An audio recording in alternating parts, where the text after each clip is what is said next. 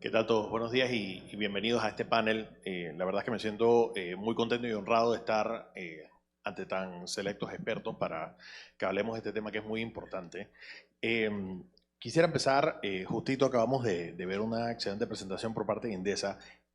Tal vez si nos podía dar ideas rapiditas, cómo ve que vamos a acabar la inflación a nivel internacional, porque están subiendo las tasas de manera rápida, pero usted cómo ve que las tasas se van a proyectar de aquí a final de año. ¿Cree que vamos a empezar a bajar las tasas o que la inflación va a seguir siendo un problema de aquí a final de año? O tal vez no necesariamente en Panamá, pero sí en los países desarrollados.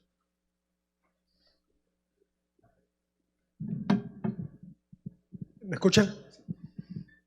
Yo soy de los que creo, y digo creo porque esto es casi fe. Aquí no hay más nada, ¿no? Mucho se ha perdido y se ha ganado en esto, ¿no? Incluyendo el FED, hace no mucho, ¿no?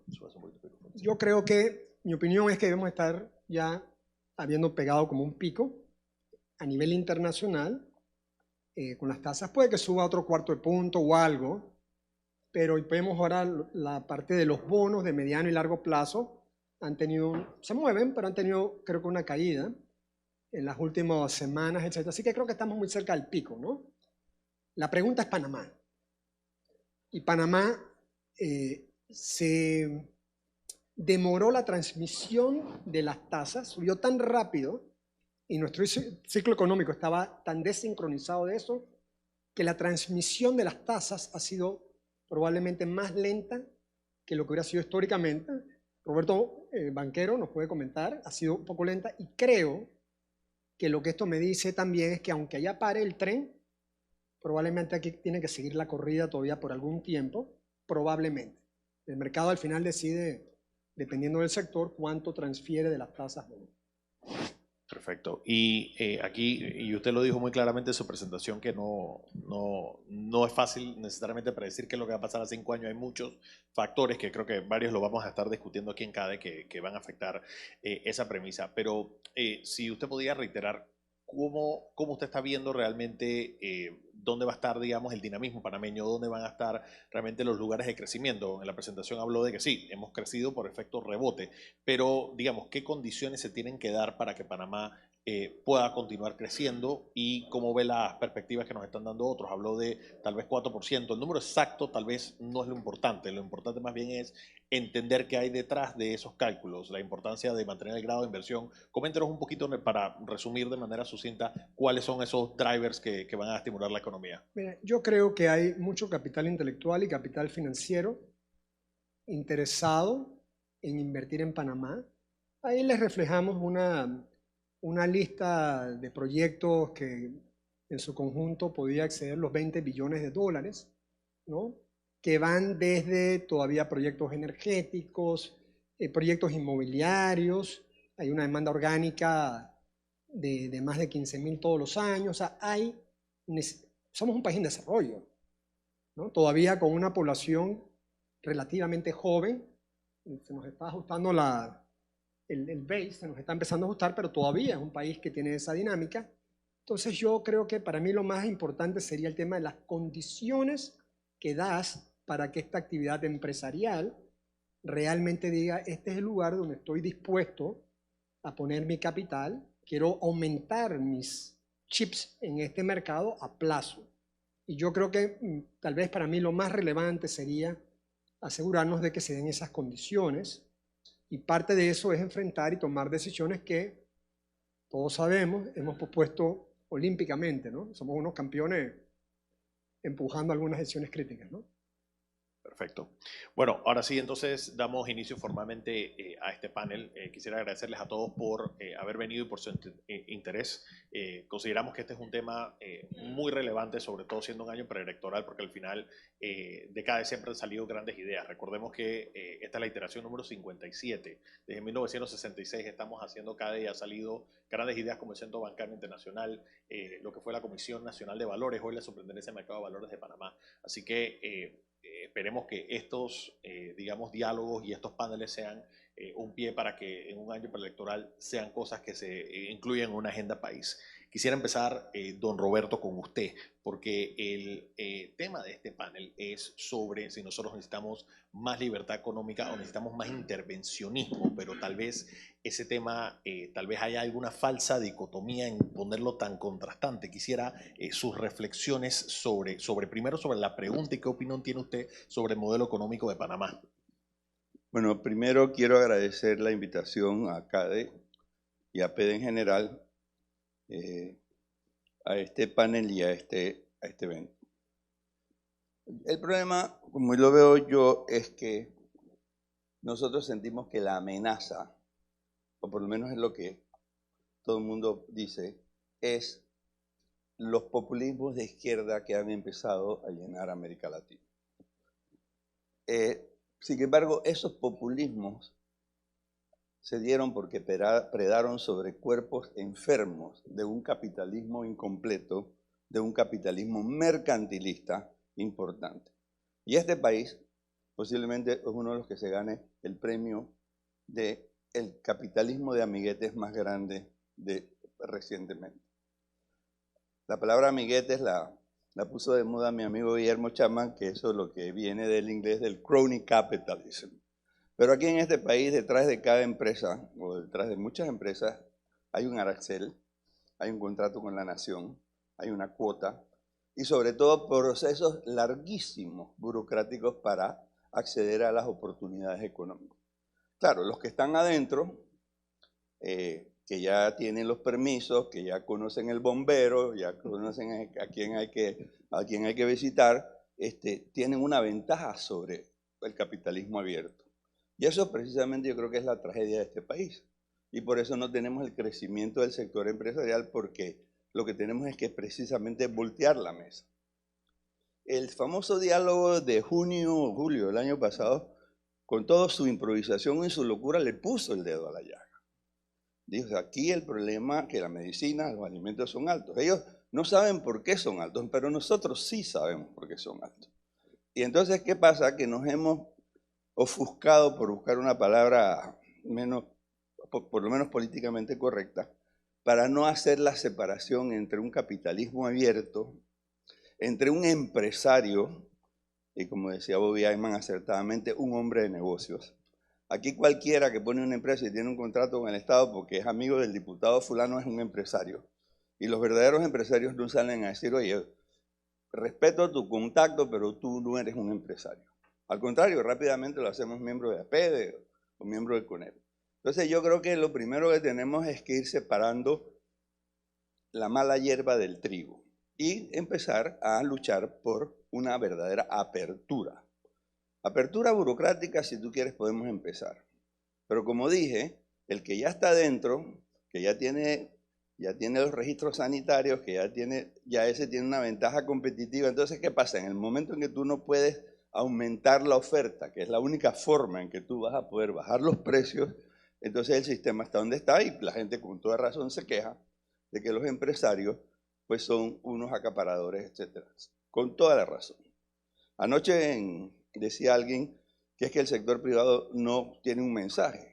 Yo pienso al revés. El sector privado da todos los días un mensaje y el pueblo lo capta. El mensaje de que en efecto nosotros propiciamos, defendemos o por lo menos toleramos los oligopolios, las distorsiones que no son capitalismo. Entonces yo creo que tenemos que empezar por ahí. Y solo ofrezco una reflexión.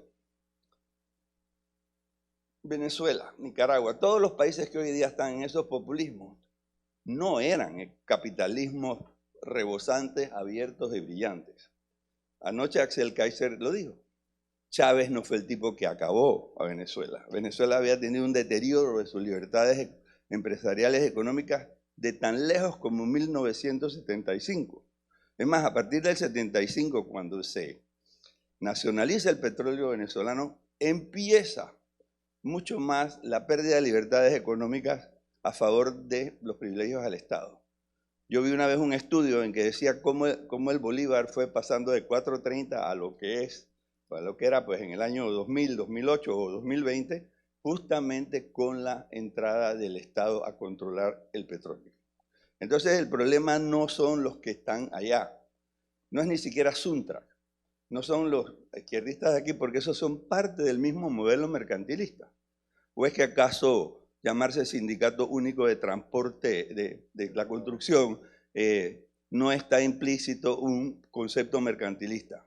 Porque no hay otros sindicatos en la construcción, porque no hay competencia sindical. Es exactamente lo mismo. O sea que no es un tema que solo queda del lado de los empresarios, sino que queda del lado del sistema. No, maravillosa reflexión y me parece que tal vez aquí lo importante es nosotros insistir un poco en el mensaje y hay que ser analíticos y críticos de lo que se plantea. Y ahorita vamos a hablar un poquito tal vez de control de precios, pero se dice, el problema en Panamá, como usted lo mencionó y lo dijeron bastantes en el debate, el problema son los monopolios y oligopolios. Solución que ellos proponían, control de precios. Pero ¿y cómo el control de precios elimina el problema del oligopolio? No lo elimina. Entonces, también el planteamiento que algunos de ellos daban era, entonces hay que reestatizar. Entonces, vas a eliminar un monopolio o oligopolio privado para convertirlo en monopolio o oligopolio público, que al final no tiene, digamos, Panamá rankea muy mal en listas de transparencia y rankea muy mal en temas de institucionalidad. Así que ahí tenemos un peligro. Pero hablando de listas y hablando también de cómo realmente rankea Panamá en temas de libertad económica, le quería preguntar al señor Pierpoint, realmente cuando nosotros estamos viendo a Panamá y queremos evaluarlo de una manera objetiva, no digamos nuestras impresiones, sino a nivel internacional, ¿cómo rankea Panamá en temas de libertad económica?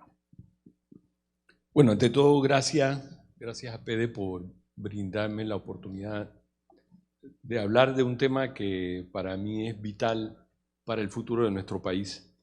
Y anoche cuando escuchábamos a Axel te miré y dije, oye, pero como que nos alineamos, y lo juro, no fue a propósito, pero el tema de libertad económica del índice Fraser, como lo mencionó Axel, la Fundación Libertad tiene la responsabilidad para remitir la información para el índice, para el ranking de Panamá. Y son 5 áreas generales que se miden, que son impuestos razonablemente bajos, derecho de propiedad, una moneda estable, el libre comercio y regulación mínima. Regulación mínima, y creo que es importante porque hay regulación y hay regulación, y creo que podemos decir de que por cada empleado público nuevo hay más regulación, y ahí es una área donde nosotros tenemos mucho trabajo que hacer. Traje 3 snapshots de la libertad económica de Panamá medida en el tiempo, y empezamos con el 2008, donde Panamá estuvo en la posición número 30 y Costa Rica en la posición número 27. Pasamos al 2015, Panamá sigue en la posición 30, bajó Costa Rica a 35. Así que mantuvimos y el vecino empeoró. Pero si vemos el 2020, inicios de pandemia, Panamá cayó a la posición 41, pero Costa Rica subió a la 29. Entonces, cuando miras y al vecino le va bien y tú has caído, creo que eso a nosotros nos obliga a reflexionar. Y en el 2014 la Fundación hizo, más allá de la recopilación de la información, quisimos hacer un trabajo de qué es lo que se puede hacer, y nosotros producimos un documento que se llaman las 51 propuestas, donde nosotros hicimos recomendaciones específicas en un año preelectoral de qué era lo que se pudiese hacer para mejorar el índice, porque bien lo dijo Axel anoche, al país que le va bien en el índice, le va bien en general como sociedad, como economía y como país. Entonces, pensamos que, y hacemos eco de lo que dijo Axel anoche, necesitamos mejorar, porque como lo dijo Luis, no es irreversible. La tendencia, y ya lo hemos visto, estamos cayendo y no quiero pensar a dónde vamos a quedar nosotros rankeados en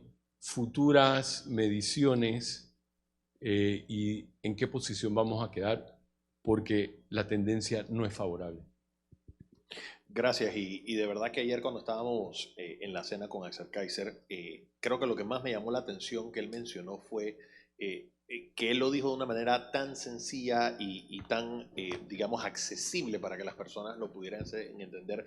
Él dijo una frase en la que decía, si tú tienes 14% de la población que está en estado de pobreza y tú dices, bueno, el sistema no funciona porque hay 14% que está en pobreza, pero dices, ¿qué es lo contrario? Oye, 86% de las personas, gracias al modelo, no están. Entonces, no es un tema de que hay que cambiar el modelo por los 14 o que decir que las cosas que funcionan, simplemente hay que cambiarlas para ver de qué manera cambiamos esos 14. ¿Cómo van a salir esos 14 de la pobreza? Lo mismo que hizo que los 86 salieran de la pobreza. Entonces, creo que también es bien importante analizar eso, qué es lo que nosotros tenemos del modelo que podemos ajustar, cosas del modelo que se deben cambiar, creo que aquí hemos mencionado un par, pero al mismo tiempo cosas del modelo que sí funcionan y que tenemos que reforzar.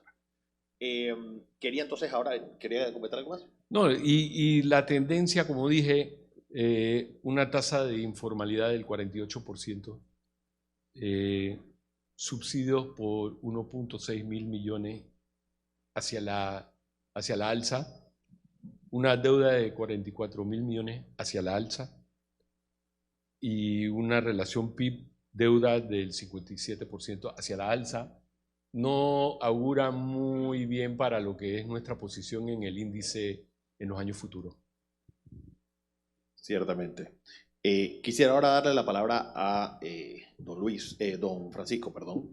Y estamos hablando precisamente sobre qué es lo que estamos haciendo bien, qué cosas deben ajustarse, porque este debate no es sobre si debería haber estado o no. O sea, que es un debate interesante, pero que no es el propósito de este panel. Este panel más bien habla sobre si nos debemos ir hacia más libre mercado o intervencionismo.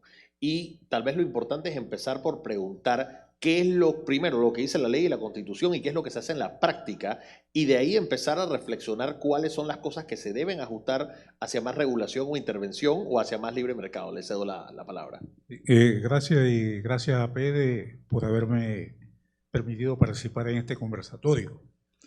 Yo quiero comenzar con una reflexión de esa pregunta. En otro contexto se le hizo a Willy Brandt allá en 1958 en Alemania, época de posguerra, y él usó una frase que ha llegado hasta nuestros días que decía que necesitamos o debe haber tanto mercado como sea posible y tanto Estado como sea necesario.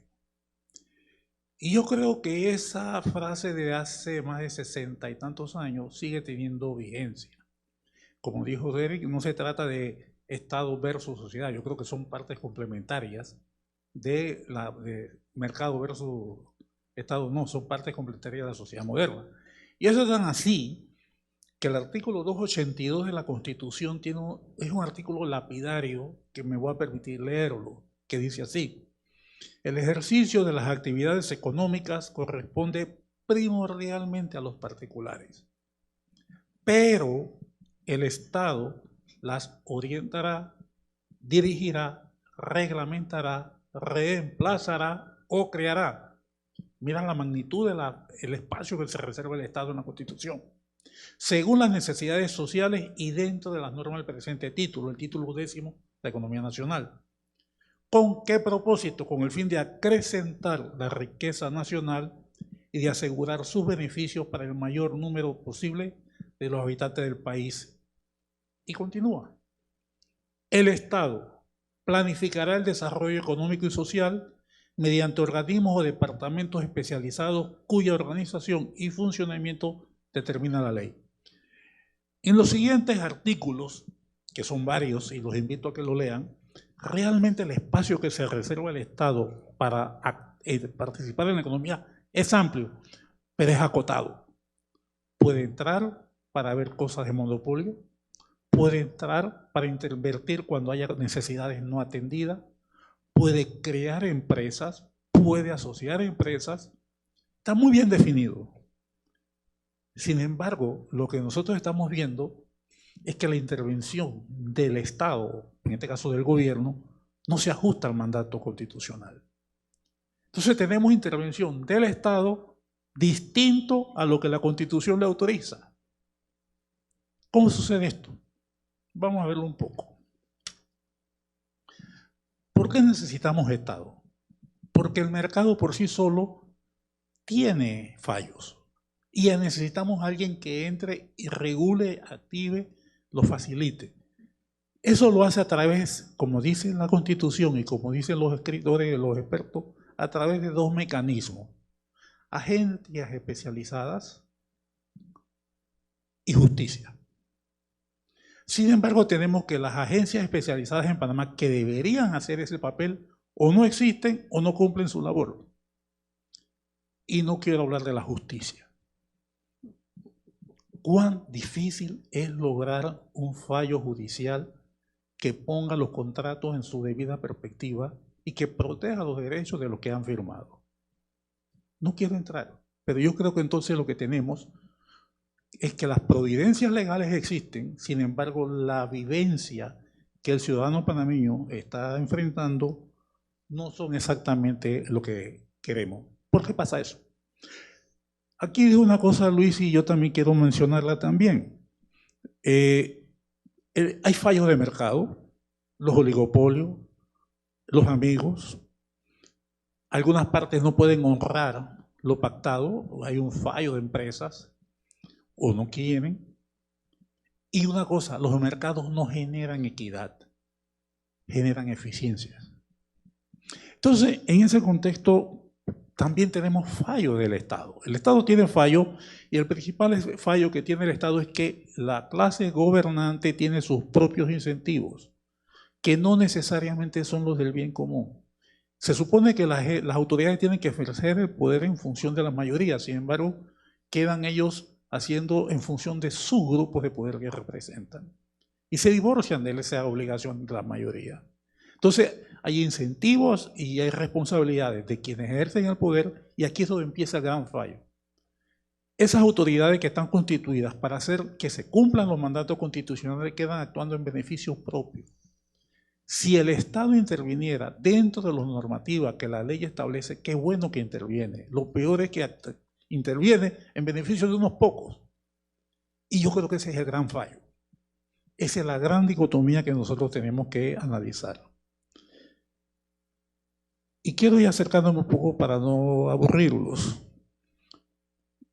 ¿Qué es lo que queremos? Queremos un Estado que pase de un Estado que emplea y que produce a un Estado que le sirve, un empleado público que le sirve al Estado. Queremos pasar a un Estado que provee servicio y que el trabajador del Estado está al servicio del ciudadano. No es un empleado permanente, es un empleado contratado que responde a las necesidades particulares de la sociedad. Y doy un ejemplo, yo trabajé 18 años en el BID. Nunca fui empleado permanente, fui contratado de acuerdo a las necesidades, mediante un proceso de competencia. Entonces nosotros tenemos que ir analizando que la participación estatal que queremos sea una dedicada, uno, a cumplir lo que la ley dice, dos, a facilitar, a estimular la actividad que la ley dice, y tres, que su intervención sea acotada de acuerdo a las necesidades de esa sociedad. Eso es lo que yo pudiera comentar en este momento.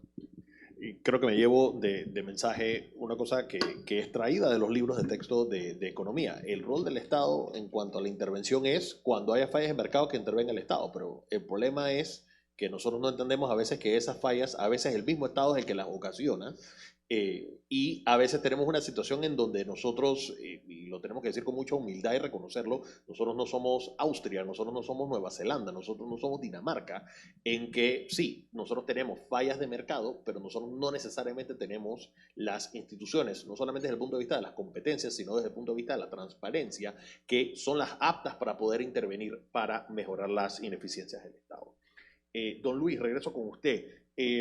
Usted tiene amplia experiencia en la banca y yo creo que de uno de los temas que se ha estado hablando y creo que ha tomado mayor relevancia ahora que han estado subiendo las tasas, no porque los bancos quieran subir las tasas, sino porque las condiciones macroeconómicas globales así lo han estado haciendo desde hace ya más de un año. Pero el año pasado estuvimos viendo como medida, en mi opinión, fallida para controlar la inflación. Había que tener control de precios y ahora hay personas hablando de que hay que controlar el aumento en las tasas o que de alguna manera hay que regular más los precios en la banca. ¿Qué opinión amerita esto? ¿Qué daños podría haber? Y le voy a dar después la palabra a don Roberto para que también dé su opinión, pero ¿qué opinión amerita eso y cómo podríamos manejarlo? Mira, históricamente la banca, el sistema financiero panameño ha sido una de las grandes fortalezas, ¿no? Inclusive muchos de los estudios que salen, pues salimos con buena nota. Yo creo que para responder a esa pregunta usaría la ruta de decir qué elementos son necesarios para que Panamá mantenga lo que ha sido que todos los que estamos aquí, que somos los convertidos, ¿no?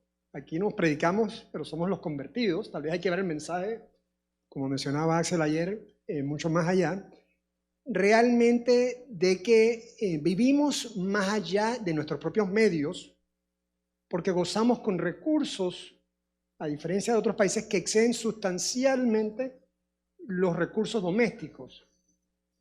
Panamá le ha dado las condiciones históricas, les daba condiciones históricas para que floreciera obviamente el negocio de banca, de capital panameño, que también proveamos un ambiente para los bancos internacionales y regionales.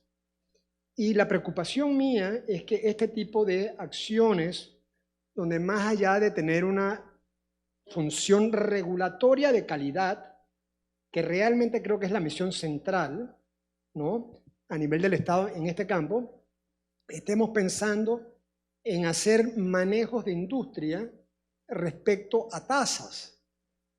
Pero yo amarro eso no solamente a estas iniciativas que de pronto se dan, ¿no?, si no lo recojo al punto de Francisco sobre el tema de la justicia. Si queremos que esto sea un hub financiero, bancario, ¿cuán relevante es el principio que necesitamos una justicia competitiva? ¿Cuán relevante es que en realidad el país, y si bien un legislador puede siempre dar su opinión, creo que le toca al Ejecutivo responder rápidamente del curso que el país debe seguir, para que no queden dudas de estas aberraciones potenciales que es lo que pueden, en el campo de finanzas bancas, ahuyentar inversiones, pero el paralelismo hacia otros sectores creo que es demasiado parecido, ¿no? Oh, perfecto. Y creo que don Roberto también quería comentar ahí, le cedo la palabra. Yo quería hacer dos comentarios primero alrededor de lo que Luis dice. Todos estos temas de tratar de controlar la tasa, uno de los problemas que tienen es que quien lo propone no está mirando el otro lado de la ecuación en un banco. Controlar las tasas es decirme a mi banquero, a la abuela que te tiene los ahorros tuyos ahí, no le puedes pagar más. ¿Por qué? Porque tienes que regalar el crédito al otro lado. Y la abuela se va a ir a Miami, o se va a ir a otro lado, o se va a ir a otro. Entonces, eso simplemente no tiene ni pie ni cabeza desde ningún punto de vista financiero. Estas fueron unas iniciativas de personas que conocemos, de la última letra del abecedario, por cierto. Y yo quería comentar un poco más a lo que venía diciendo y a lo que abonó Francisco Bustamante. Tanta empresa como se puede en tanto estado como sea necesario, suena muy bien, pero en la práctica el Estado se ha ido haciendo necesario porque la empresa misma se ha autoinfligido esa regulación del Estado. Cada vez que se le da un arancel o se le da a alguien una cuota, esa empresa se beneficia, pero se empodera el Estado. Entonces el Estado tiene ahora un poder que no tenía. Si antes no se regulaba aquí la entrada de la medicina homeopática, que por cierto aquí en Panamá no hay medicina homeopática porque las otras medicinas no permiten la entrada de la medicina homeopática, por uno de los miles de ejemplos. Entonces tú lo que estás haciendo es volviendo a empoderar al Estado, porque el tipo ahora que decide que si hay o no ese arancel es el Estado. Entonces lo que hay que hacer es hacer tabla rasa y decir, vamos a poner la regulación mínima. Ahora mismo se discute en la Asamblea el tema de las nuevas plataformas de transporte, que por cierto, Uber va a morir ahora en esta vuelta. ¿Por qué? Porque hay un control de los cupos. Si los cupos valieran $5 y todo el mundo que tuviera un carro en condiciones se acabaría el problema. Entonces, todo el mundo dice, oye, sería lo mejor, pero hay intereses privados que son los que tienen el tema. Entonces yo creo que nosotros tenemos, si queremos actuar en consecuencia con la moral del capitalismo, debemos ser empresarios de denuncia sobre estas cosas. Buscar la forma en que las barreras de entrada sean las mínimas posibles para poder tener más empresarios, tener mejores precios y tener mejores cosas. En los bancos pasa. Los bancos son de las pocas actividades en este país que tienen poca regulación y crece. Aquí crecen los sectores económicos con poca regulación. Los que tienen mucha regulación no crecen. El tema es, ¿la pone la regulación el de arriba o es el de abajo que se le ocurre una regulación para protegerse él y luego acaba el sector amarrado? Yo creo que eso es un tema que debíamos mirar con mucho detenimiento en el sector privado. No, excelente. Señor Pierre, pues yo le tengo una pregunta a usted un poquito más amplia y un poco más genérica. ¿Qué es lo que ha hecho en esa lista de países que rankean mejor que Panamá en libertad económica? ¿Qué ha hecho esos países exitosos que Panamá debería emular? ¿Y cuáles son las cosas que están tal vez anclando a Panamá a bajar? Porque me pareció bastante abrupto en tan solo 5 años que estamos en una posición tal vez modesta, tal vez no tan impresionante, pero a nivel latinoamericano bueno, pero que ha caído en 5 años, cayó varios escalones. ¿Cuáles son las cosas que no estamos haciendo bien que debemos cambiar? ¿Y cuáles son las cosas que están haciendo bien otros que nosotros debemos replicar? Como mencioné, las 5 áreas: tamaño de gobierno, derecho de propiedad, moneda estable, libertad de comercio internacional y regulación. En moneda estable, la dolarización obviamente marcamos bien. Libertad de comercio internacional también marcamos bien, pero creo que tamaño del gobierno es algo que debe preocupar, porque cada 5 años lo que vemos no son partidos que ya tienen una ideología atrás, sino que hay para mí. Y ese que hay para mí es cupos para mi equipo. Y eso lo vemos cada 4 años, donde sigue incrementándose esa planilla. Y como lo dije con anterioridad, cada funcionario tiene que hacer algo, o esperamos que hagan algo, pero lamentablemente ese hagan algo significa más regulación. Entonces, algunos dicen, no, pero tú eres un anarquista. No, no soy anarquista, yo soy una persona que cree, como lo dijo Francisco, el tamaño necesario, pero lo que tenemos es un exceso de regulación, y Roberto lo dijo, esa regulación viene porque favorece a ciertos sectores y nosotros estamos a favor del capitalismo, pero no de amigotes. Entonces, diría que regulación, tamaño del gobierno, derecho de propiedad, de cual atrás viene lo que es algunos que compran hectáreas a centavos para revender a muchos dólares. Eso lo que indica es una cierta impunidad dentro del sector del gobierno, donde es más barato en una sociedad comprar el cupo político que competir en el mercado, porque lo que esos 4 años permite es entrar y favorecerse. Y lo hemos visto, sin mencionar nombres, con cada gobierno que entra, donde los que quedan favorecidos son los que están adentro de ese círculo cero.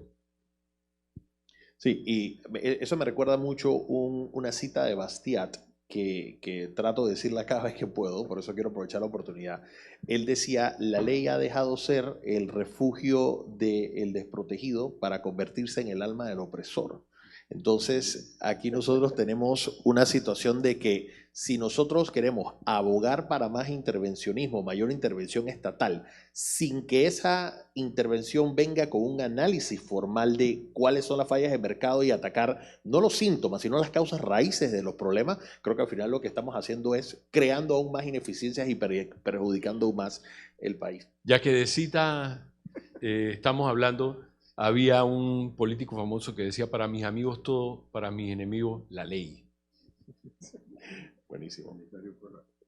Quería hacerle la misma pregunta que le hice al señor Pierre Point al señor Bustamante. Al final, ¿cuáles son las cosas que considera usted que Panamá sí debe cambiar? ¿Cuál es, digamos, el rol del Estado en esas cosas que debemos cambiar? ¿Y cuáles son las cosas que debemos emular de los otros países que ellos están haciendo bien para que haya más libertad económica y más competitividad? Sí, como decíamos hace un momento, y la Constitución lo dice, está claro cuál es el papel del Estado. En Panamá el Estado, el gobierno es el 40% del PIB. Su solo tamaño implica que lo que haga o deje de hacer tiene un impacto. Y coincido con lo que dijo Serge y lo que han dicho mis otros colegas. Necesitamos un Estado moderno, eficiente y que esté al servicio del ciudadano, no al servicio de los grupos de poder. Lamentablemente el poder ha sido cooptado por los partidos políticos, que a su vez son personas que, como dijo alguien, creo que fue Bobby Eisman, lo citaron, son hombres de negocios. Si fueran empresarios, qué bueno, porque estarían creando las condiciones de crecimiento que necesitamos. Son hombres de negocios o mujeres de negocios que ejercen el poder en función del beneficio particular de ellos. Yo creo que mientras nosotros no logremos un Estado más eficiente, y voy a citar lo que me dijo una vez un jefe mío cuando yo trabajaba en Washington, estábamos analizando la economía chilena, y yo decía, mira, desde que llegó Pinochet, mira cómo ha crecido la economía chilena. Y me decía mi jefe, que tenía sus matices, dice, yo lo veo al contrario, a pesar de Pinochet, cómo ha crecido la economía chilena. ¿Y qué es lo que había ahí? Que un empresariado chileno supo aprovechar las coyunturas y creció. Nosotros tenemos una economía donde el Estado o los que ejercen el poder lo ejercen para beneficio de ellos y están arrastrando al país a una crisis que no tiene fin. Yo creo, como también lo dijo Roberto, nos toca a las personas, a los conversos, a los convertidos, llevar ese mensaje al pueblo. Y yo lo hago cada vez que hablo. A mí me tocó en la Junta Directiva enfrentarme muchas veces porque despotricaban con la empresa privada. Yo decía, señores, el diseño de la Caja del Seguro Social descansa sobre empresas privadas. El 40% de las cuotas de los trabajadores lo paga y el 50 y tanto por ciento de los ingresos de la Caja lo paga la empresa privada. Y yo hablaba más que los mismos representantes del sector privado. Y me lo decían en mi casa, tú eres neoliberal y aquello, pero eso es aparte. Lo que quiero decir es que tenemos que tener el coraje, si creemos que esta sociedad merece la pena mantenerla, de ir más allá y decírselo al gobernante. Yo lo hago, les escribo, les digo, no me contestan. Pero yo creo que sí nos toca una responsabilidad de lo que tenemos que hacer para que el país vaya por el camino correcto. Es denunciar. Desde las alturas, desde los collados, desde la televisión, la radio, donde estemos, de que necesitamos un Estado eficiente que esté no al servicio de los que lo dirigen, sino al servicio del ciudadano. Rescatar el papel del ciudadano en la sociedad a través de que los servicios que se le dan sean los correctos. E inclusive, para ir cerrando, eso lo tratamos de hacer en nuestro breve paso por el seguro. Nosotros decíamos, yo creo en las reformas paramétricas, pero mientras yo no le diga al país que le puedo dar buena salud, que le puedo entregar su dinero a tiempo, que le puedo entregar los beneficios que él necesita, difícilmente puedo pedirle que ponga más. No, y usted acaba de decir algo maravilloso, que es el rol del ciudadano, porque es que lo que pasa es que si nosotros tenemos, claro, Y si nosotros tenemos, digamos, un comentario que siempre se hace es que el rol del ciudadano en la democracia no es nada más ir a votar cada 5 años, es una cosa que activamente se está haciendo.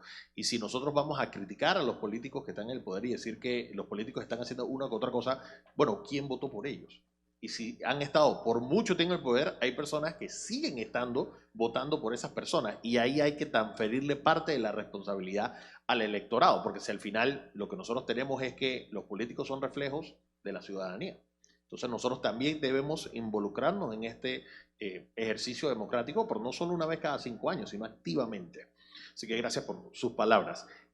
Don Luis, regreso con usted, porque yo creo que una cosa importante que no se ha mencionado, la mencionó usted en su presentación sobre el déficit fiscal que tiene Panamá y el problema que tenemos de deuda que se ha aumentado de manera muy acelerada. La gente dice que por COVID, pero desde antes de COVID estaba acelerándose la cantidad de deuda en relación al PIB que tenemos, y eso es sector público no financiero, eso ni siquiera cuenta caja al Seguro Social, tema que vamos a estar hablando más tardecito durante CADE.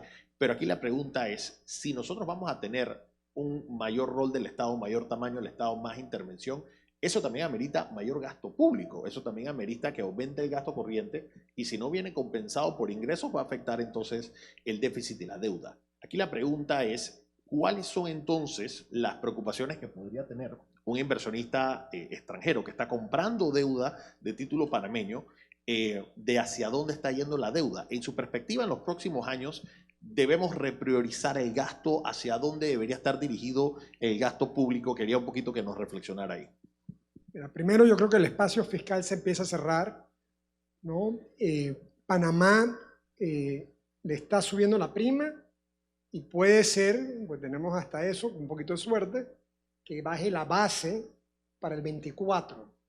Así que en el neto uno podría decir, mira, del 4% que pagábamos pre-COVID, creo que era el promedio, 4 y piquito, realmente terminamos en vez de 6 y pico, terminamos en 5, pero no es por la prima, sino por el lado del costo de la base, ¿no? Entonces, hasta en eso tenemos un poquito de suerte. Sin embargo, la presión del IBM, la presión de los intereses crecientes que van rumbo a los 2.000 millones de dólares, pero tranquilamente, el tema de la presión de la planilla nos está quitando el espacio donde realmente el Estado puede simplemente dedicar más recursos, porque para hacer esto lo más fácil es voltearse al sector privado y decir, oye, necesitamos recursos adicionales, necesitamos que nos transfieran, pero muchos de los sectores que hoy realmente pudieran pagar han estado bajo presión. Y muchos de los que le ha ido bien son de los que miran para afuera y tienen unos elementos de competencia importantes. Así que no es tan fácil simplemente decir, voy a seguir comiendo de lo que puedo retirarle al sector privado. Y hay un tema de balance, ¿no? Me parece que en términos de distribución, a ver, la planilla es muy rígida, los intereses son muy rígidos. Yo creo que un pedazo de la cuenta de inversión no es flexible, porque incluye cosas que ya están comprometidas. Tenemos hemos pospuesto pagos que quedan a futuro, en proyectos, etcétera. En realidad, la flexibilidad del Estado es relativamente limitada, pero yo soy de la opinión que, a ver, dentro de una planilla de casi 5.000 millones, ¿cuánto de eso es realmente, perdonen, desperdicio? No la gente que trabaja y que nos sirve, a los que tenemos que agradecerles.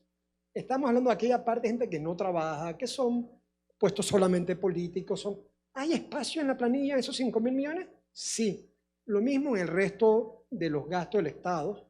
Y yo creo que la buena noticia de cuando uno tiene una de estas situaciones que puede hacer algo al respecto, es que creo que hay margen. Y solamente para concluir ahí quiero matizar. Yo crecí pensando que en Panamá, por nuestra posición geográfica, los huracanes no nos pegaban. Pero no sé, en alguna parte de la vida empecé a aprender que sí nos pegan los huracanes. Y en los últimos años nos han pegado varios huracanes, entre ellos la crisis financiera del 2008 fue severa. Recordarán que el 2009 fue un año complicado para Panamá, para el sistema. ¿Cuál fue la buena cosa? Panamá estaba en muy buenas condiciones en el 2007 al 2009. Una mochila mucho más ligera, perdón, me refiero fiscalmente. ¿Ok? Estábamos en una buena condición cuando pegaron esos vientos cruzados muy duros. A diferencia del otro huracán que nos pegó en el 2020, que nos agarró con unas mochilas muy pesadas y realmente casi nos lleva al piso, nos llevó al piso. Pues. Entonces, ojo, que esa mochila no se está volviendo más ligera y ya sabemos que sí pegan huracanes, que va a haber un huracán en el futuro y yo creo que es prioritario, ¿no? Si no va a pasar obviamente el periodo eleccionario, que post las elecciones se trabaje para aligerar esto un poco, porque si no es un accidente esperando ocurrir. Perfecto. Y ahora que ha mencionado el tema de las elecciones, creo que uno de los temas importantes ahorita es que el próximo año va a ser un año electoral, en donde realmente el mundo cambió post-COVID y Panamá, y él lo estaba repitiendo cada vez que hemos hecho vocería sobre el CADE, Panamá ya no se puede confiar de que porque tiene el dólar, porque tiene el canal, porque tiene una ley SEM, eso es suficiente para atraer inversión extranjera directa. Países que antes nos miraban a nosotros porque éramos los referentes, voy a dar el caso puntual de Uruguay, Uruguay nos llamaba a nosotros para saber qué era lo que teníamos que hacer. Hoy día, bueno, hubiese sido Chile, ya Chile era el referente de Latinoamérica porque era considerado A, que es la mejor calificación de riesgo a nivel de Latinoamérica. Hoy si vemos las primas ¿cómo se llama? Las primas de riesgo, en los indicadores de ENVI, vemos que el país de menor riesgo es Uruguay precisamente. Y esa historia es importante mencionarla porque es la misma calificación que Panamá. O sea que Panamá puede aspirar a ser atractivo para el inversionista extranjero sin ser A. Es decir, con tal de que se mantenga el estándar y decir aquí hay seguridad jurídica y una serie de cosas. Cosas que también nos deberían preocupar. Guatemala y Paraguay, que no son grado de inversión, tienen ahorita mismo menor riesgo crediticio que Panamá. Entonces, esas son cosas que nosotros debemos considerar. Nosotros no solamente debemos pensar en qué nos ha funcionado hacia el pasado, sino hacia el futuro, cuáles cosas son cambiados. Y eso es a lo que me lleva la pregunta. Si ustedes pudieran, y se lo quisiera tal vez la respuesta de cada uno de los miembros del panel, voy a empezar por el señor Bustamante, siendo un año electoral, ¿qué le gustaría escuchar de los candidatos? En temas lógicamente económicos. Una cosa es lo que yo quiero y eso es lo que ellos pueden. Honestamente, yo quisiera un poquito de sinceridad. No la vamos a tener. Yo soy escéptico, ellos van a venir a ofrecer, yo hago tanto, el otro dice yo hago más y yo hago más. Creo que Marco dijo un día, esto va a ser una mesa de póker, donde vamos a ir subiendo las apuestas. Eso es lo que yo quisiera que me dijeran y vos sos una figura que usaba Ricardo Hausmann. Él decía que el desarrollo era como un barril con varias duelas, que tú puedes ir reparando una y otra, pero si tú no atacas la más cortita, no sirve de nada. Yo creo que la duela que tenemos nosotros que tocar es exactamente la que estamos discutiendo, la reactivación económica del país. ¿Qué tengo yo que hacer para que el país despegue? Y yo lo veo en dos maneras. Una es reactivar un empleo sabiendo yo de que eso no es suficiente, condición necesaria, pero no es suficiente. Tengo que ir a una modernización del sistema, donde tengo que ir a un modelo económico que introduzca nuevos productos, nuevas modalidades, tecnología, conocimiento, y eso toma tiempo. Eso yo quisiera escuchar. Fíjate que no te hablo de IBM, te hablo de primero esto, y después seguridad social. No IBM, seguridad social, que implica seguridad física, seguridad médica de salud pública y obviamente pensiones. Esos serían los dos temas que yo quisiera escuchar. ¿Cómo vas a activar la economía? ¿Cómo vas a manejar la situación social? Lastimosamente no lo voy a escuchar. Uno de mis memes favoritos es el político, son dos gatos, el político en campaña, ojos grandes, un poco de lágrimas por acá, y el político después de electo, que es la fiera que anda por ahí destruyendo. Lo que quisiera escuchar es que, número uno, saben cuál es el índice de libertad económica, cuáles son sus componentes y cuáles son los factores en los cuales puede incidir para mejorar el ranking de esa posición número 41 en el 2020 con tendencia hacia abajo, y que tenga un equipo que agarre esa lista de posible inversión que Luis nos indicó y que se dedique a traerlas a Panamá para que inviertan acá, para que creen empleo, para que nuestra condición económica post-COVID mejore sustancialmente.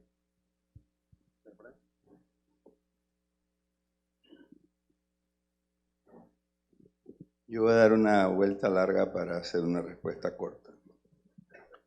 El sistema político es como cualquier otro sistema, un sistema que tiene competencia interna.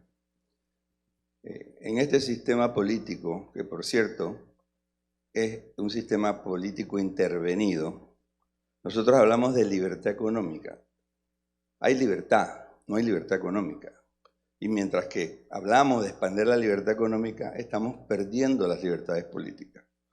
El caso es que el sistema electoral que tenemos nosotros es un oligopolio horroroso, que hubiera sido una empresa, la hubieran multado, las hubieran cerrado hace mucho tiempo.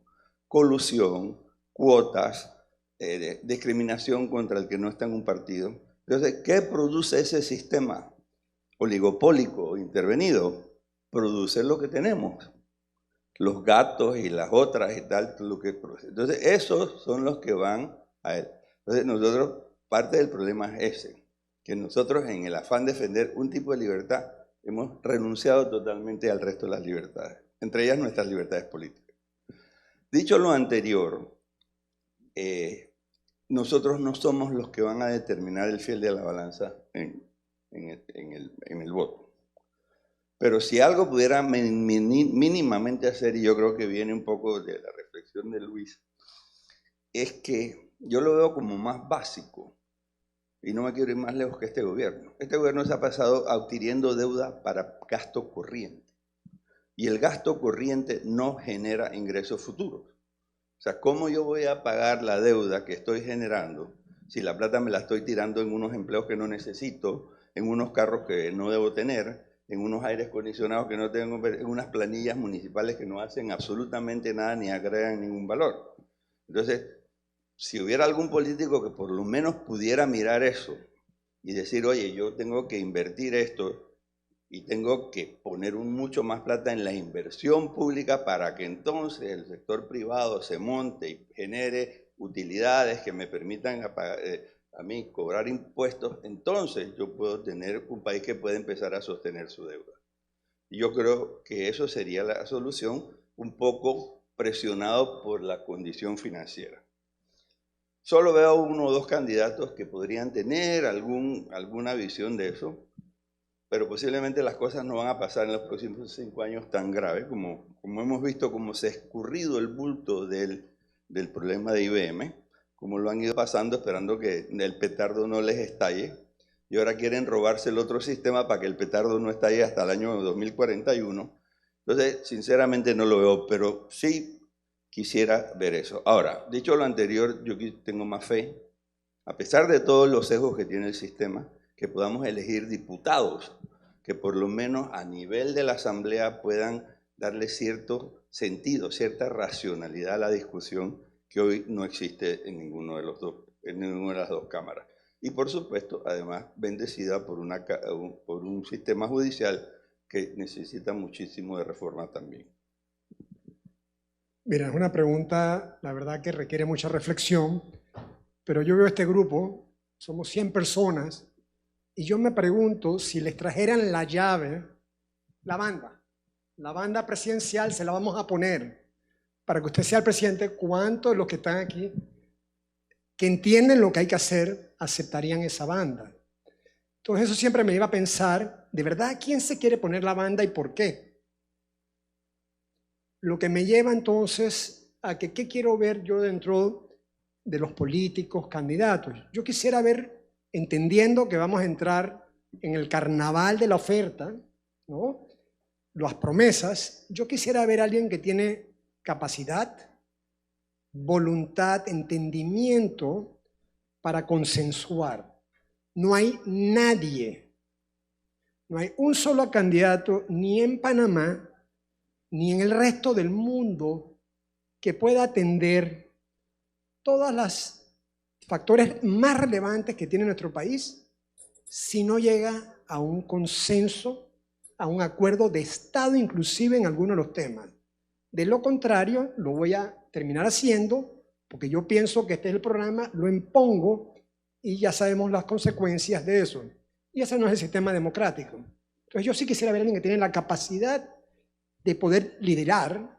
Esto no es que tengo que tener 100%, liderar, pero necesito poder consensuar y llegar a acuerdos de Estado. Este país, en algunas ocasiones, lo ha hecho y ha tenido éxito en momentos difíciles.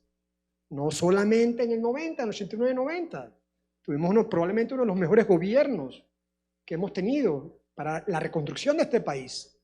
Pero inclusive en un tema como el TPC, ¿no? Hace ya más de una década, realmente hubo un proceso de acuerdo entre los partidos para asegurar que fuera un tema pro país. Entonces, yo tengo la esperanza, que no en todo, pero que tal vez en algunas de las cosas que estamos hablando como necesidades, ver a alguien que tenga esa capacidad de liderar, entendiendo que solo, probablemente ninguno.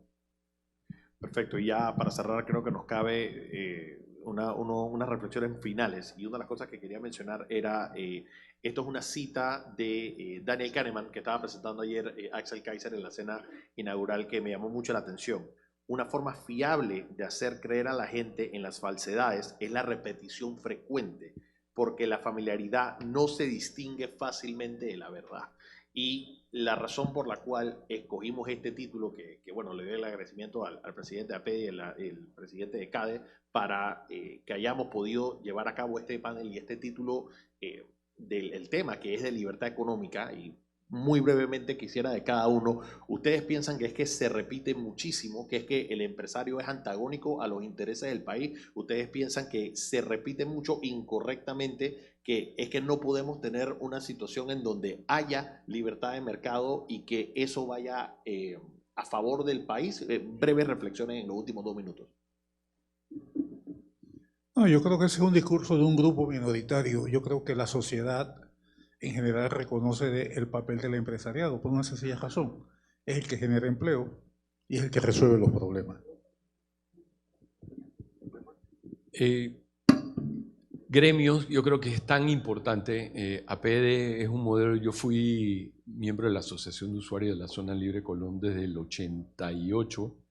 Es importante porque clavo pide martillo, y es importante el rol de los gremios para poder hacer la vocería de lo que es el sector privado ante un poder antagónico en algunos casos, como lo puede ser el gobierno. Así que felicito a APEDE y este modelo de CADE de tratar de llevar unas propuestas hacia ese futuro gobierno que se avecina.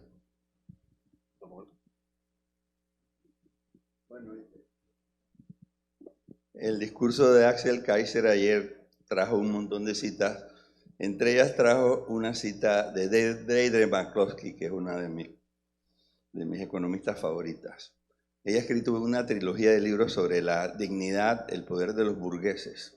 Y él dice, el mundo empezó a cambiar cuando la gente que hacía plata correctamente empezó a hablar de la plata que hacía bien y sentirse orgulloso de lo que hacía. Y eso empujó. Aquí, y ella luego en otro libro que estaba leyendo de esa misma trilogía, decía que el problema es que los liberales, refiriéndose a los liberales en inglés, los liberals, siempre sienten que han recibido más de lo que debían haber recibido. Y por eso nosotros nos encontramos aquí en América Latina muchísimos niños ricos que son los que juegan a ser socialistas. Un poco ocupados por la iglesia, si tú quieres, pero ahí están. Y que los conservadores son la gente que siente que todo lo que tienen, aunque lo que se hayan robado, está merecido. Entonces, nosotros nos movemos en esa dicotomía. Yo creo que nos debemos mover al centro y decir, sí, el empresario, el tipo bien habido, tenemos que empujarlo y él tiene que estar orgulloso de hablar de eso, de decir que los empleos que él crea. Pero al mismo tiempo tenemos que salir y decirle a los otros, señores, el sistema tenemos que llevarlo a eso, a que sea un sistema en que todos podamos vivir en que las barreras todo el mundo las conozca, que sean lo más chicos posible y sobre todo un sistema transparente. Eso, en mi opinión, acabaría el 80% del poder del político sobre el Estado de Derecho. Sí, coincido con lo que han dicho en la mesa. Yo creo que debemos tomar muy en serio que no nos definan, sino nosotros definirnos. Es decir, somos empresarios, ejecutivos, somos emprendedores y generamos valor. Y yo creo que para mí eso, repetirlo y estar orgulloso, como lo han dicho, es el camino. Y yo creo que esta es una cuna, la PEDE, me parece que es una de las cunas más valiosas que tiene el país. Lo vivimos, varios de los que estamos aquí, yo tenía pantalón cortos, para aclarar, en los 70, la PEDE fue instrumental cuando afuera había gente peleando ideas, con varillas y antorchas en la avenida Balboa, luego en los 80s y hoy aquí. Yo creo que pocos tienen esa trayectoria de pelear por los valores que citan con una trayectoria de 60 años, ¿no? Así que muchas gracias por tenernos aquí.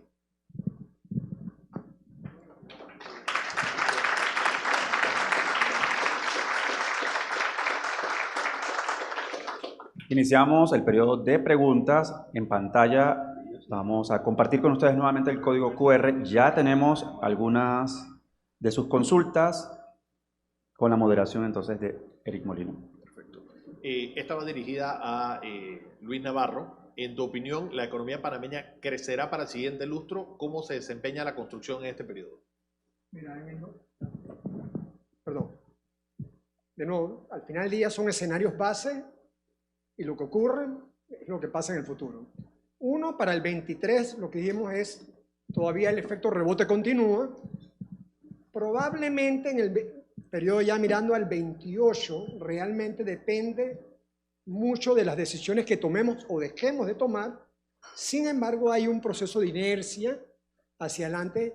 La construcción no va a ser lo que fue en la década anterior, como porcentaje de la actividad económica, sigue siendo uno de los pilares de la economía, pero con mucha más moderación de lo que vimos en esa bonanza del 2008, 2009 al 18, donde inclusive hoy en día tenemos excesos de inventarios que tienen que terminar de ser absorbidos en distintos sectores.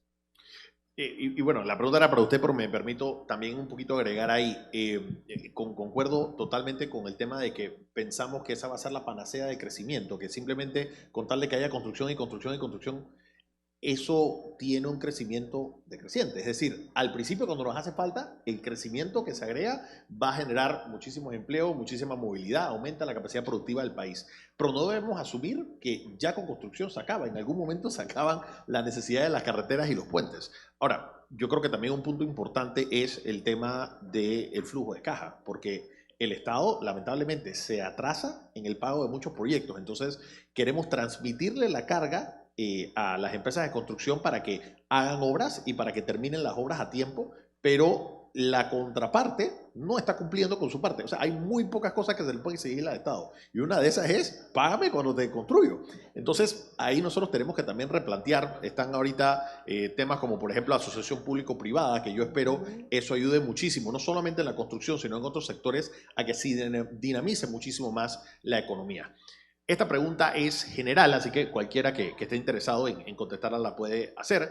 ¿Qué papel juega la educación en el fortalecimiento de la libertad económica?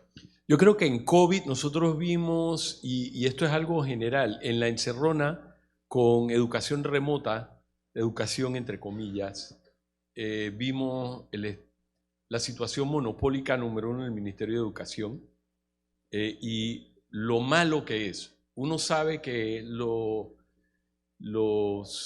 resultados de PISA, Panamá marca mal, pero vivirlo donde uno ve lo malo que es, aquí hemos hablado de monopolios y de competencia, ya es tiempo de que tengamos nosotros una competencia en lo que es la educación.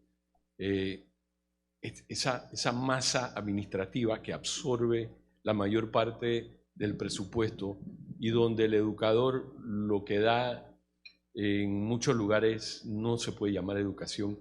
El tema de, yo sé que vouchers, hablar de vouchers es revolucionario, pero hablemos de competencia, donde se pueda tener una opción que no es la que tenemos, porque realmente lo que creamos son fábricas de miseria.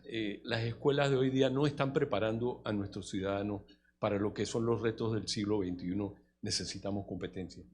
Y es que al final, una cosa que nosotros debemos entender es, a veces nosotros tenemos que cambiar porque las condiciones de mercado así lo ameritan. La pregunta que nosotros nos debemos hacer como panameños es, ¿será que estamos entrenando hoy día a las personas para los trabajos, no de ahorita, sino los trabajos del futuro? O sea, han cambiado tantas cosas desde COVID, vimos como algunas empresas lamentablemente no pudieron sobrevivir, pero vimos que muchas empresas innovaron.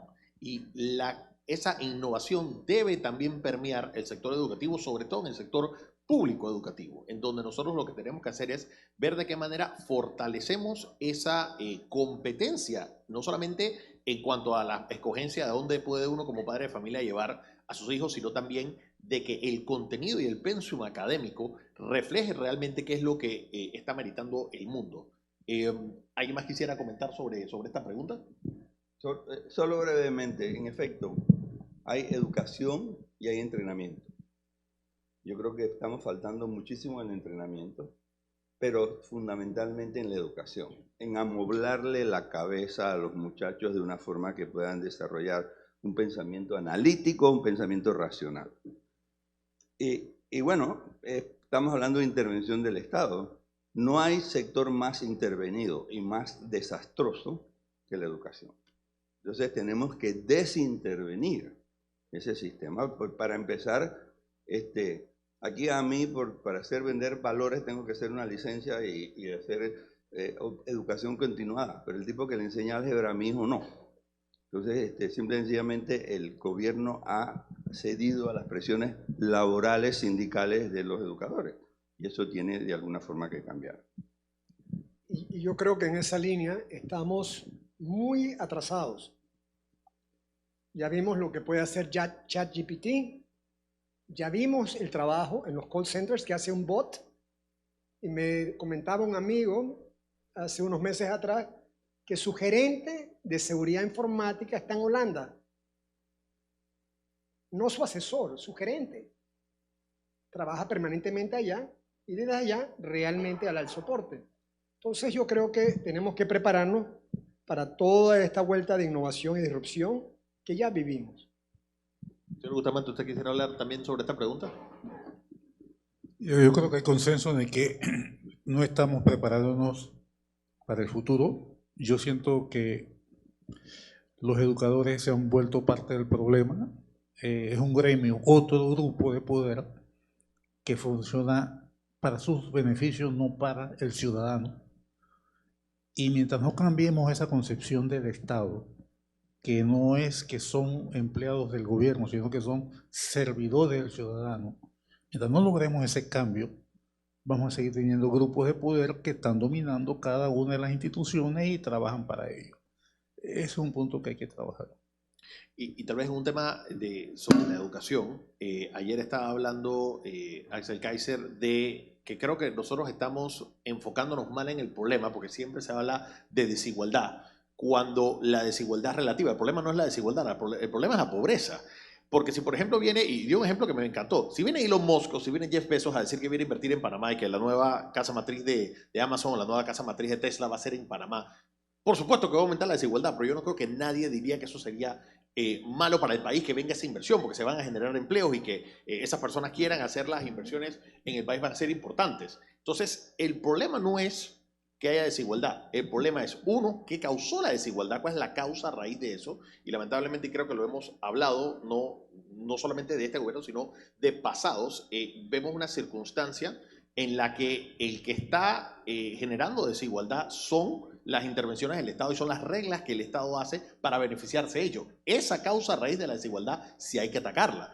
Ahora, si nosotros estamos hablando también de que la desigualdad es porque alguien compitió y fue mejor, eso nos beneficiamos todos. De hecho no es un problema, sino algo que queremos. En la carrera queremos que gane el que mejor entrenó, el que más rápido corrió. De la misma manera, nosotros como consumidores sí también queremos esa desigualdad, pero a beneficio de todos. Entonces, esta pregunta puede ser para el señor Navarro o el señor Berenés. Comparando 2020 con 2023, ¿cómo se explica la poca disminución del desempleo y la apreciable disminución en los ingresos de los ciudadanos en el sector privado? Bueno, inflación, pero les dejo para que ustedes contesten. Perdón, la poca disminución de desempleo del 20 al 23. En realidad en la primera parte sí hubo una, en la primera parte sí hubo una caída importante del 20, ¿no? Al 23 ha habido una caída en términos del desempleo. Lo que no ha habido realmente es una sustitución de la calidad de los empleos, particularmente en el sector privado. La apreciable disminución de los ingresos, en efecto, lo que estamos viendo es la curva del sector privado que enseñamos, estaba relativamente flat, y ojo que esa es una curva de salarios corrientes, ¿no? No tienen los ajustes de la inflación que te va quitando la capacidad, y asumo que no cae más porque es sobre los que están en ese sector. Si viéramos la combinación de los que ya están desempleados, etcétera, probablemente es otra discusión, ¿no? Yo tengo una respuesta más estructural. Primero, sí ha disminuido considerablemente el desempleo, pero ha ido al sector informal. Y tampoco ha habido una apreciable disminución de ingresos formales, pero anda a ver cuánto ganan los informales. Eso tiene una sola razón. No nos ha dado la gana, secuestrado por los sindicatos, de hacerle una reforma muy necesaria al Código del Trabajo. Durante la pandemia, por ejemplo, se propusieron medidas en que las empresas podrían cerrar parcialmente, etc. No hubo manera. Entonces decía, oye, yo tengo un departamento de impresión, déjame dejar 2 personas. Ah, no, tiene que sacarlos a todos o dejarlos a todos. Aquí hay una rigidez laboral, que por supuesto el PRD ha sido el gran estandarte de esto, haciéndole caso a un movimiento sindical que no suma ni el 9% de los empleos del país, y esto es lo que tenemos. Entonces, si tú lo ves en un país de servicio con una moneda dura y ves la pérdida de ingreso real que hay en el ciudadano, tú dices, bueno, aquí tenemos que hacer algo por la productividad del ciudadano y hay que montarse en una reforma. Pero aquí hacemos las cosas mercantilísticamente, ¿no? Entonces, mañana viene un enclave ahora de hindúes, como el enclave que hay en Panamá Pacífico, entonces ahí sí hay condiciones laborales diferentes. Pero para el tipo que siembra zapallos en Chiriquí o el tipo que tiene una aceitera en Veraguas, no hay. Entonces eso no solamente abona al argumento del mercantilismo, sino que además abona al problema de la brecha de ingresos entre la zona metropolitana y el resto del país. Porque todos estos enclaves, donde sí vale todo laboralmente, se sitúan siempre alrededor de aquí. Entonces hay que coger el toro por los cuernos y hay que ir a una reforma laboral integral que ayude a la productividad de todo el país. Perfecto. Esta pregunta, de hecho yo le dedico una sesión entera de mis clases de economía, así que vamos a tratar de hacerla un poco resumida. Se la voy a dar al señor Paper y al señor Bustamante. ¿En qué escenario podría indicar que existe un balance entre la libertad económica y la intervención estatal? Francisco y yo hablábamos temprano esta mañana de que la intervención estatal es como marcar la cancha y ser el árbitro para que los actores jueguen dentro de las reglas, pero tampoco puede ser de que uno de los equipos contrata al presidente de la asociación de árbitros para que se la pite a favor siempre. Entonces, ese balance yo creo que es intervención necesaria, pero no excesiva en la medida de que de repente no es posible marcar goles a favor del país. Y hay un tema yo creo que es importante también, es el tema de que el interventor también tiene que ser una persona competente y una persona sin conflicto de intereses y una persona transparente. Mira a Singapur. Lo que ganan los empleados públicos en Singapur es fortuna porque buscan a personas capaces que son remuneradas por hacer un buen trabajo. Sí, volvemos. Yo mencionaba hace un momento de cómo se puede lograr que el Estado, la intervención del Estado esté alineada con lo que dice el mandato ese constitucional de que la economía está en manos de los particulares, que el Estado puede intervenir a través de dos cosas: entidades especializadas y una justicia oportuna. Pero si yo tengo que el Estado no tiene los recursos o no asigna a las entidades responsables con la capacidad de hacer las cosas, y tienes una justicia que no ejerce tampoco la justicia oportuna y correcta, pues ese no es el escenario que queremos. El escenario que queremos es donde se den esas condiciones.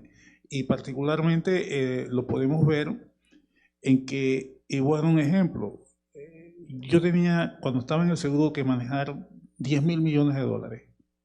Yo quería contratar a un gerente que me ayudara a establecer una estructura de gestión del dinero. La ley no me lo permitía. Lo más que le podía pagar era 2.500 dólares. ¿Dónde voy a conseguir yo una persona con capacidad que se pueda dedicar exclusivamente a gestionar eso? Teníamos 10.000 millones de dólares en hojas Excel, con diferentes vencimientos y mercados. ¿Cómo puedo yo lograr una optimización? Entonces, agencias especializadas. Tienes una entidad, y es mi experiencia más reciente, un seguro social, que no funciona, porque no es la agencia especializada. Te puedo dar otra. Cuando fui intendente de sujetos no financieros, el MEF tenía 72 periodistas y no sabían qué hacer con ellos. Me los querían convertir en inspectores de sujetos no financieros. Me opuse. Y finalmente tuve el apoyo de la viceministra. Me dice, no, vamos. No sabían qué hacer con ellos. Cada vez que yo hacía una noticia, la redactaba yo, porque los 72 eran incapaces de hacerme una noticia de 400 palabras. Entonces, si yo no tengo las agencias especializadas y no puedo contratar a los que pueden, y encima tengo tribunales de justicia que no funcionan, pues, ¿qué estamos haciendo? Por eso yo digo, un Estado moderno es el gran reclamo que tenemos nosotros que hacer como sociedad para que podamos dar un avance adelante. Don Luis. Sí, yo diría que añadiría un elemento, ¿no? Aparte de la capacidad, todos hemos conocido a alguna persona sumamente educada que resulta ser sumamente corrupta, ¿no? Los hay. Entonces yo creo que hay un tema que añadiría a ese layer del tema de rendición de cuenta, ¿no? Que creo que es sumamente importante para las funciones del lado interventor, ¿no? O del lado estatal, de que en efecto van a estar manejando activos públicos, riqueza pública, interviniendo a los privados, y creo que en efecto una debilidad que tenemos es que hoy en día inclusive personas muy educadas, muy preparadas, no tienen consecuencias en sus acciones. Entonces creo que es muy importante poner los parámetros que nos proteja de este tipo de actores. Perfecto. No, quisiera agradecerles a mi panel, a Luis Navarro, Roberto Brenes, el señor Sus Pierpoint y Francisco Bustamante por esta enriquecedora discusión. Esperemos que les haya gustado. Nuevamente agradecimiento al comité organizador de CADE, al presidente Temi y a don Camilo por esta oportunidad, y espero hayan disfrutado de esta discusión.